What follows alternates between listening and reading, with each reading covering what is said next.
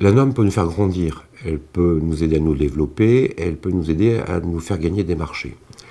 En effet, dans une concurrence extrême, j'allais dire, mettre en exergue la norme, c'est déjà assurer au client que son ouvrage, ce qu'il attend en tout état de cause, sera conforme à son cahier des charges. C'est surtout la norme qui me conforte dans mes dires et qui permet au maître d'œuvre, au maître d'ouvrage, à l'OPC du chantier, de respecter mes dires.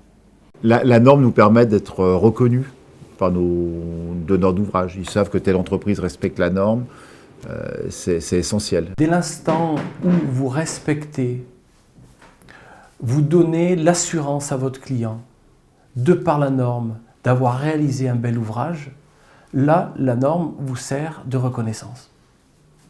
Mais encore faut-il le vendre, encore faut-il l'expliquer. La norme AFNOR m'a aidé dans une circonstance assez particulière. J'étais chez un client avec un architecte et le travail était, bon, je ne veux pas dire compliqué, mais il méritait quand même toute notre attention. Et j'avais avec moi le calepin de chantier. Donc l'architecte avait besoin que je lui, que je lui confirme ce que je lui disais. Le client était à côté, là j'avais le calepin de chantier, ben, tout simplement j'ai sorti le calepin de chantier et je lui dis, vous voyez, ce que je vous dis là, eh bien la norme me confirme ce que je dis.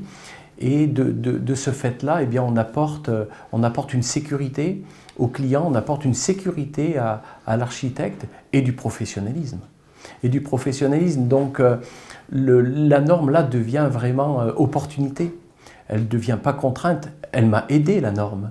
Cette norme, quand je lui mets sous le nez et je lui dis c'est ce qui va éventuellement demain faire qu'on n'aura pas de litige à l'issue, je vous demande de la respecter.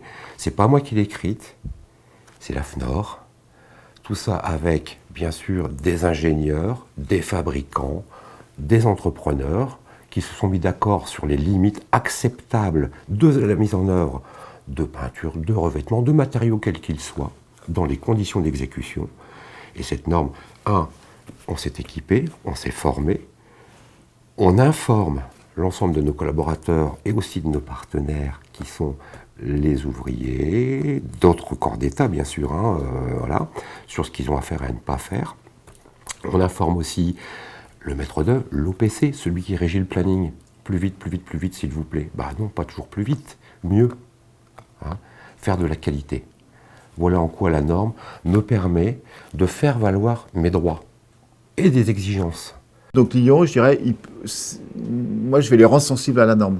Je vais vendre la norme. Je vais leur dire que par rapport à un cahier des charges qui est quelquefois un peu flou, par exemple sur des traitements de surface, et je vais dire voilà, il y a telle et telle norme. Très souvent, en garde corps acier, les référentiels ou les CCTP parlent d'aluminium.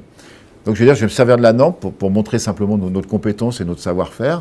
La norme nous a permis de gagner un marché il y a quelques jours sur un chantier de rénovation, 300 mètres carrés environ, où le client mettait à nu la maison pour refaire les isolants, de la laine de verre en 120 mm dans les murs, 300 mm en plafond, et souhaitait conserver ses anciens radiateurs fonte avec le vieux réseau. Et de par notre expertise, bien qu'il y ait des différences de niveau de sol, j'ai réussi à convaincre le client par deux systèmes de plancher chauffant différents, un plancher chauffant en chape sèche, un autre en chape fluide, de pouvoir lui mettre à niveau toute sa maison, lui apporter du confort et surtout du confort thermique et d'accessibilité sur l'ensemble de la maison, client 100% satisfait.